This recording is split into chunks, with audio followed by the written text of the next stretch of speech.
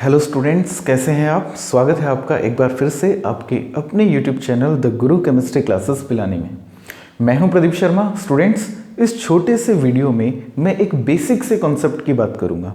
कई बार क्या होता है कि स्टूडेंट जब आगे टॉपिक्स पढ़ते हैं केमिस्ट्री में तो उन्हें कुछ बेसिक चीज़ें बहुत तकलीफ देती हैं, जैसे कि hybridization of carbon atom. In this video we will only discuss about the hybridization of carbon atom. इस पूरे वीडियो में हम सिर्फ डिस्कस करेंगे कार्बन एटम का हाइब्रिडाइजेशन। ओके, तो बिना टाइम वेस्ट किए चलिए आते हैं टॉपिक पे। Carbon atom. डियर स्टूडेंट, जब आप ऑर्गेनिक केमिस्ट्री पढ़ते हैं तो उसमें ढेर सारे आपको ऐसे कंपाउंड्स देखने होते हैं और उनमें आपको कार्बन एटम का हाइब्रिडाइजेशन एटलीस्ट कम से कम पता होना चाहिए। हाइब्रिडाइजेशन क्या है?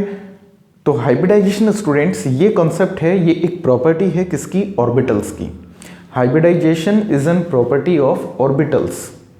किसकी प्रॉपर्टी है? ऑर्बिटल्स की। और इस प्रॉपर्टी में, हाइब्रिडाइजेशन में, हमेशा किसी एक पर्टिकुलर एटम के ऑर्बिटल्स हिस्सा लेते हैं। कहने का मतलब ये हुआ कि कोई एटम बॉन्डिंग करने से पहले अपने ऑर्बिटल्स को मिक्स करके हाइब्रिडाइज ऑर्बिटल बनाता है। अब आप बोलेंगे सर, ये जो एटम है ये अपने ऑर्बिटल्स को मिक्स करके हाइब्रिडाइज ऑर्बिटल क्यों बनाता है? क्योंकि बच्चों क्या होता है, एक एटम के पास एक से ज़्यादा तरह के ऑर्बिटल्स होते हैं। जैसे आपने सुना है s orbital, p orbital, d orbital, f orbital. Maximum कितने टाइप हो सकते हैं? 4 टाइप। कार्बन के पास d एंड f ऑर्बिटल्स नहीं होते। कार्बन के पास सिर्फ कौन से ऑर्बिटल हैं? s ऑर्बिटल और p ऑर्बिटल्स।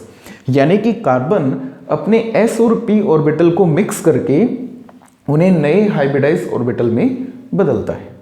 अब आप बोलेंगे सर कार्बन ऐसा क्यों करता है? वो इसलिए करता है बच्चों, क्योंकि कार्बन अगर अपने s ऑर्बिटल और p ऑर्बिटल को प्योर स्टेट में बॉन्डिंग में यूज करेगा तो s ऑर्बिटल की शेप अलग होती है। s ऑर्बिटल जो बॉन्ड बनाएगा उसकी प्रॉपर्टीज अलग होंगी। p ऑर्बिटल से जो बॉन्ड बनेंगे उनकी प्रॉपर्टीज अलग होंगी।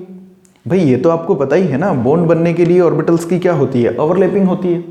तो ऐसे में जो कार्बन अपनी 4 वैलेंसी से, हमने पढ़ा है कि कार्बन की वैलेंसी 4 है। कार्बन जो 4 बॉन्ड बनाता है वो तो s और p दो अलग अलग ऑर्बिटल से अगर बनेंगे तो वो बॉन्ड अलग अलग प्रॉपर्टी वाले होंगे और वो वीक भी होंगे। ऐसे में कोई भी एटम जैसे कि कार्बन अपने ऑर्बिटल्स को बॉन्ड बनाने के लिए यूज करने से पहले उनको क्या करता है? मिक्स करता है, यानी कि उनका हाइब्रिडाइजेशन करता है। और हाइब्रिडाइजेशन के बाद जितने ऑर्बिटल हाइब्रिडाइजेशन में पार्टिसिपेट करते हैं उतने ही न्यू ऑर्बिटल्स फॉर्म होते हैं। न्यू ऑर्बिटल्स की खास बात क्या है? उनकी एनर्जी सेम होती है और उनकी शेप भी कैसी होती है? सेम होती है। वो कैसे बॉन्ड बनाते हैं? स्ट्रॉन्ग बॉन्ड बनाते हैं। कैसे बॉन्ड बनाते हैं? स्ट्रॉन्ग। और हाइब्रिडाइज ऑर्बिटल ऑलवेज कैसा बॉन्ड बनाएगा? सिग्मा। कैसा बॉन्ड बनाएगा? सिग्मा। यानी कि अगर किसी एटम को सिग्मा बॉन्ड बनाना है तो वो अपना हाइब्रिडाइज ऑर्बिटल यूज करता है। इसके अलावा एटम अपने हाइब्रिडाइज ऑर्बिटल को कहाँ यूज कर सकता है? किसी लोन पेयर को रखने में। किसको रखने में? लोन पेयर को रखने में। लोन पेयर मीन्स इलेक्ट्रॉन का ऐसा पेयर जो बॉन्डिंग में पार्टिसिपेट नहीं कर रहा है, उसको अपन क्या कहते हैं? Lone pair. तो अगर एक एटम को अपने लोन पेयर को रखना है तो कहाँ रखेगा? हाइब्रिडाइज ऑर्बिटल में रखेगा। और अगर किसी एटम को सिग्मा बॉन्ड बनाना है तो कैसे ऑर्बिटल को यूज करेगा? हाइब्रिडाइज ऑर्बिटल को यूज करेगा। हाइब्रिडाइज ऑर्बिटल कहाँ से आएगा? एटम अपने नॉर्मल ऑर्बिटल्स को मिक्स करके हाइब्रिडाइज ऑर्बिटल बनाएगा। तो एटम कैसे ऑर्बिटल्स को मिक्स करता है? Which type of orbitals can be participate in hybridization? तो आप बोलेंगे वैकेंट ऑर्बिटल हो, हाफ फिल हो, फुल फिल हो, किसी भी तरह के ऑर्बिटल को कोई एटम अपने हाइब्रिडाइजेशन प्रोसेस में इन्वॉल्व कर सकता है। ठीक है, तो चलिए बात करते हैं अब स्पेशली कार्बन एटम की। You know the atomic number of carbon is 6 and it's electronic configuration is 1s2 2s2 2p2। What is the electronic configuration of carbon?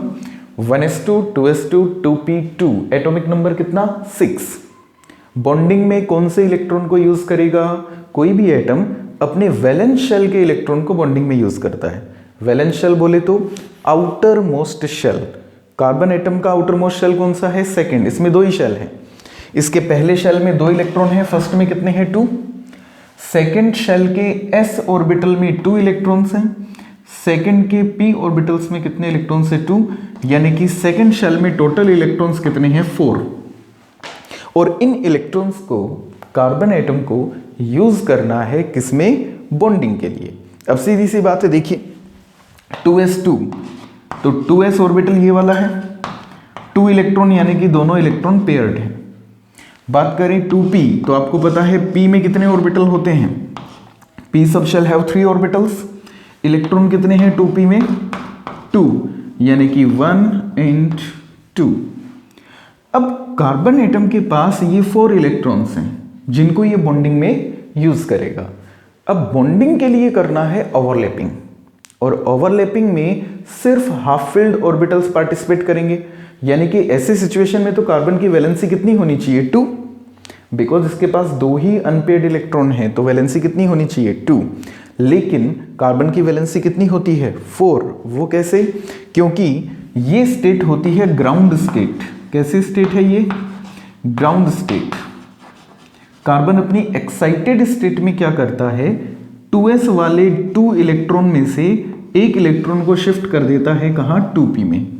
अब कॉन्फ़िगरेशन क्या बचा, अब 2s में 2 में से एक चला गया तो 1 इलेक्ट्रॉन, और 2p के 3 ऑर्बिटल में अब तीनों में क्या है 1 1 1 इलेक्ट्रॉन। अब इस कार्बन के पास कितने अनपेयर्ड इलेक्ट्रॉन हैं, आप बोलेंगे सर अब तो 4 अनपेयर्ड इलेक्ट्रॉन हैं, यानी कि कार्बन की वैलेंसी कितनी हो गई 4, क्योंकि ये चारों को ओवरलैपिंग करके क्या बना सकता है, covalent bond. But dear students अभी रुकिए, आप मुझे ये बताइए क्या ये चारों ऑर्बिटल एक जैसे हैं, आपका आंसर होगा नो, क्योंकि इन चारों में से ये ऑर्बिटल कौन सा है, s ऑर्बिटल है। कौन सा है, s 2s।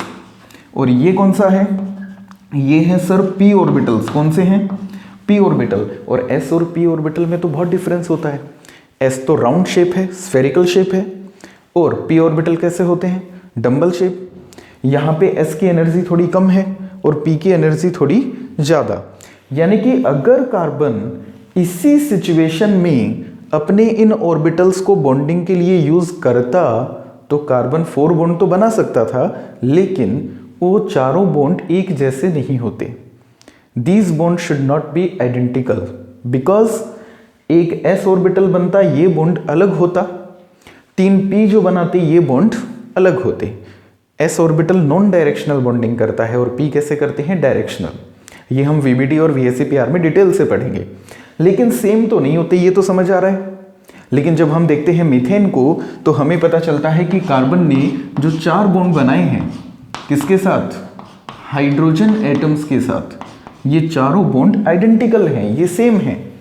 तो फिर कार्बन ने ऐसा क्या किया कि उसने चारों बॉन्ड एक जैसे बना लिए। यहां से आती है कॉन्सेप्ट कौन सी, हाइब्रिडाइजेशन। और अब हम कहेंगे कि कार्बन ने बॉन्डिंग करने से पहले अपने इन ऑर्बिटल्स को क्या किया, मिक्स किया। क्या किया, मिक्स किया। किस किस को मिक्स किया, एक s को और 3 p को। टोटल कितने ऑर्बिटल्स को मिक्स किया, 4 को। किस किस को, एक s है सर और 3 p है, तो हाइब्रिडाइजेशन का नाम हो जाएगा sp3। क्या नाम हो जाएगा, sp3। कितने ऑर्बिटल पार्टिसिपेट कर रहे हैं, 4, तो न्यू ऑर्बिटल भी कितने बनेंगे, 4, और उन नए ऑर्बिटल्स को बोलेंगे sp3 हाइब्रिडाइज ऑर्बिटल्स। बच्चे को पता है, लेकिन फिर भी बच्चों ये कॉन्सेप्ट कई बार तकलीफ देता है कुछ बच्चों को, तो उनके लिए मैंने ये छोटा सा वीडियो बना रहा हूँ। अभी और भी बहुत कुछ डिस्कस करना है।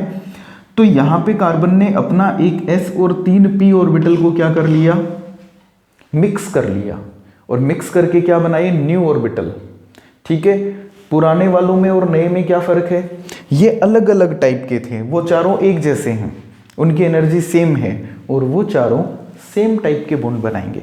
कैसे बॉन्ड बनाएंगे, सेम टाइप के। यानी कि मीथेन के चारों बॉन्ड सेम क्यों है, क्योंकि कार्बन यहाँ पे यूज कर रहा है अपने कौन से ऑर्बिटल, sp3 हाइब्रिडाइज ऑर्बिटल्स। कौन से ऑर्बिटल्स, sp3 हाइब्रिडाइज ऑर्बिटल। कहाँ से लाया, इन्हीं से बनाए सर, मिक्स करके। अरे एक इंसान के पास 3 लड्डू अलग थे, एक अलग था, उसको चाहिए थे चारों बराबर के, 4 भाइयों में बांटने थे। कार्बन को अपने 4 ऑर्बिटल यूज करने थे, 4 हाइड्रोजन के साथ बॉन्डिंग करने के लिए, और उसको सेम ऑर्बिटल चाहिए थे। उसने क्या किया, उनको मिक्स कर दिया और 4 नए बना लिए। समझ में आया लड्डू वाला कॉन्सेप्ट? 3 एक जैसे थे, एक अलग था। क्या किया, मिक्स किया, 4 बनाए, 4 को मिक्स करके अब चारों कैसे हैं, सेम। तो ये सब भी खुश हो गए। तो यहाँ पे हाइब्रिडाइजेशन मतलब मिक्सिंग ऑफ ऑर्बिटल। क्या किसी को भी उठा के कोई मिक्स कर सकता है? नहीं, एनर्जी लगभग सेम होनी चाहिए। मतलब जैसे 2s और 2p की एनर्जी लगभग सेम है, तो इनको हाइब्रिडाइजेशन में यूज किया इसने। अब आप बोलेंगे सर क्या कार्बन हमेशा अपने चारों ऑर्बिटल को ही यूज करेगा?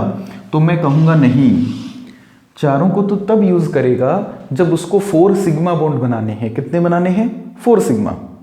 क्योंकि सिग्मा बॉन्ड हाइब्रिडाइज ऑर्बिटल के बिना नहीं बनता।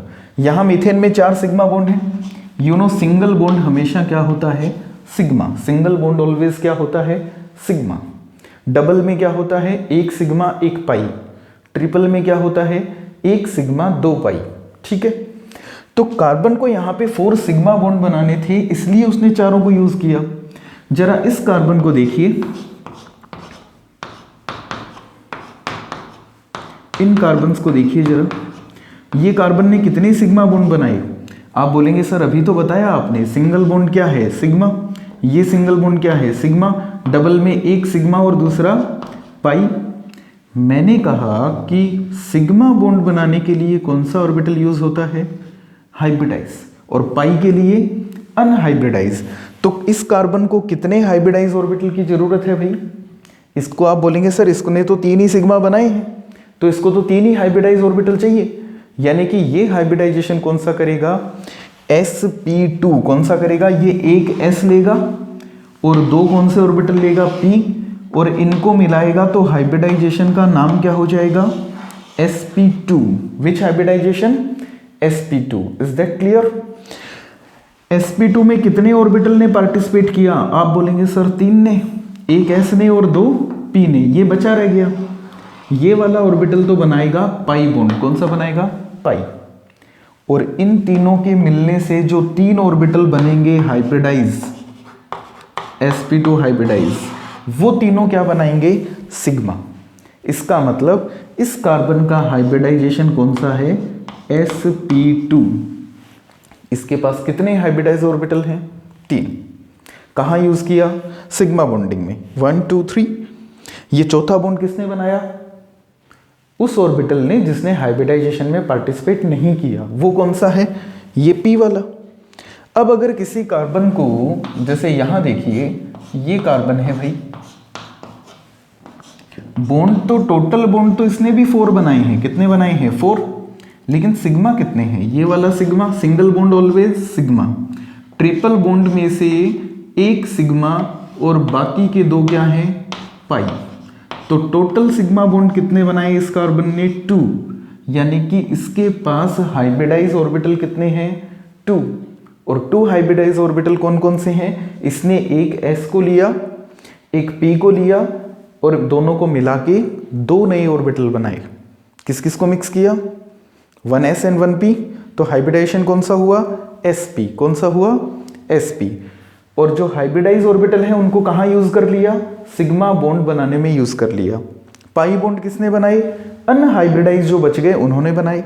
ठीक है, तो यहां पे अगर आपको ये पता चल जाए कि कार्बन ने सिग्मा बॉन्ड कितने बनाए हैं, तो आप बोल दोगे इसका हाइब्रिडाइजेशन ये वाला है। अगर किसी कार्बन ने ओनली 2 सिग्मा बॉन्ड बनाए हैं तो हाइब्रिडाइजेशन sp। अगर 3 सिग्मा बॉन्ड बना रखे हैं तो sp2, और चारों बॉन्ड सिग्मा है तो sp3। कैसा? sp3। तो कार्बन के टोटल कितने तरह के हाइब्रिडाइजेशन हो सकते हैं? 3 तरह के। कौन कौन से? sp, sp2, sp3। अब जरा यहां देखिए, ये एक कार्बन एटम है, इसने 3 बॉन्ड बना रखे हैं H और ये वाला भी H के साथ, और चौथा बॉन्ड जो इसने बना रखा था वो ब्रेक हो गया। 4th बॉन्ड इसका क्या हो गया? ब्रेक, मतलब टूट चुका है। और टूटने के बाद उस बॉन्ड के दोनों इलेक्ट्रॉन, वो जो एटम जुड़ा हुआ था वो ले गया। ठीक है, दोनों इलेक्ट्रॉन, ये X था, X ले गया। इसके पास कोई इलेक्ट्रॉन नहीं है। अब इस पे पॉजिटिव चार्ज है। कैसा चार्ज है? पॉजिटिव। इसको हम क्या कहेंगे, कार्बोकैटायन। क्या बोलेंगे, कार्बोकैटायन। तो बताइए जरा, कार्बोकैटायन में कार्बन ने कितने सिग्मा बॉन्ड बना रखे हैं? आप बोलोगे सर 3, तीनों सिंगल बॉन्ड है। क्या कोई लोन पेयर भी है क्या साथ में? नहीं है। आप बोलोगे सर ये लोन पेयर का क्या कॉन्सेप्ट है?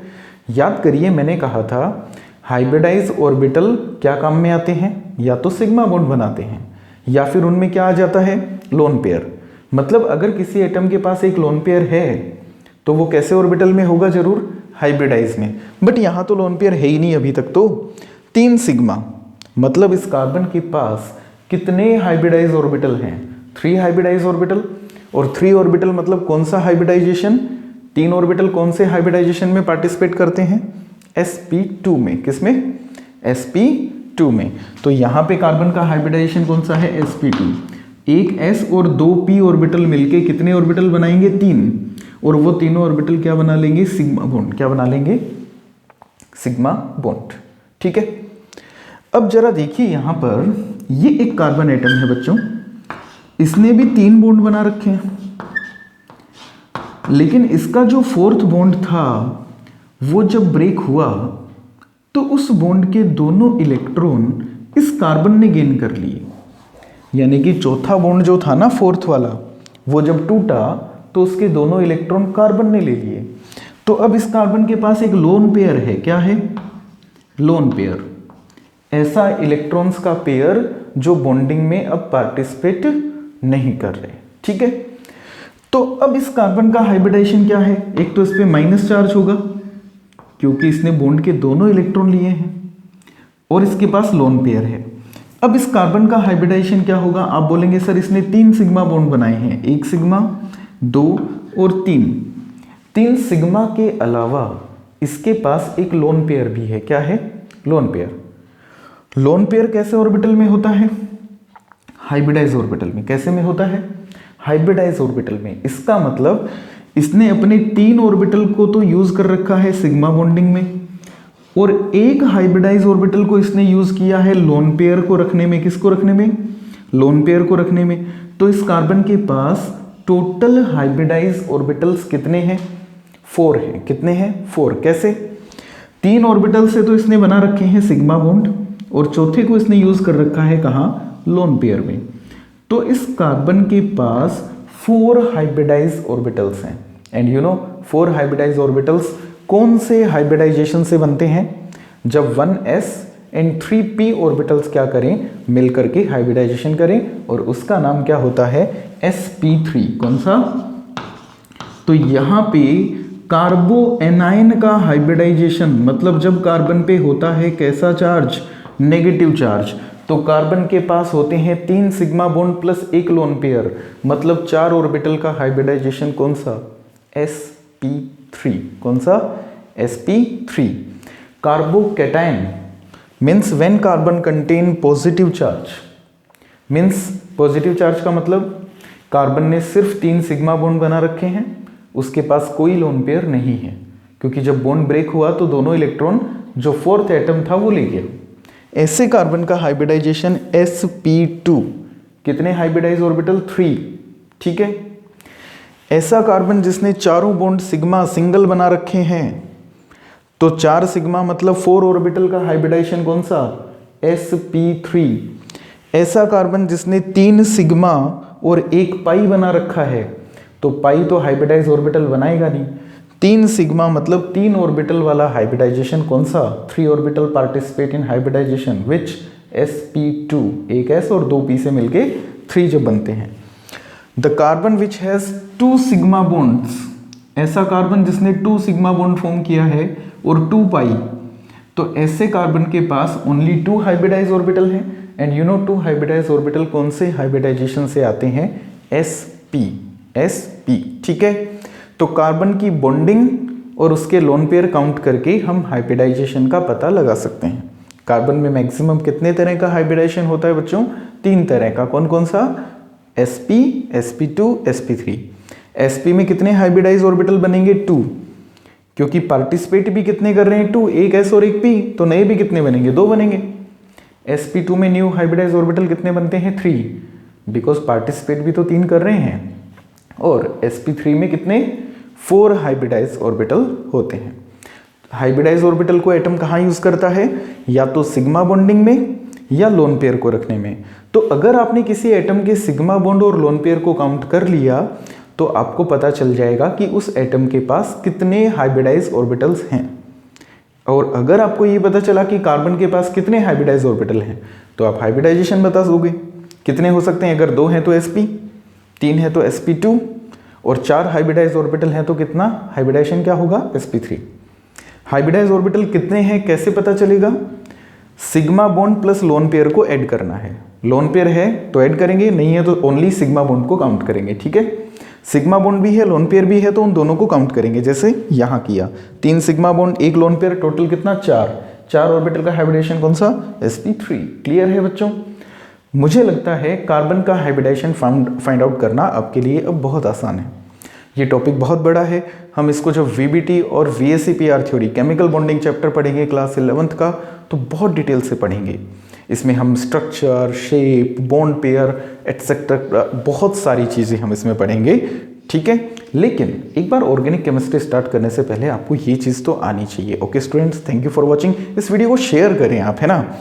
आप अपने जैसे बच्चे जिनको दिक्कत होती है हाइब्रिडेशन पता लगाने में उनके साथ शेयर करें और लाइक करें और चैनल को सब्सक्राइब करना है तो करें भाई, काम आएगा। ठीक है, थैंक यू सो मच।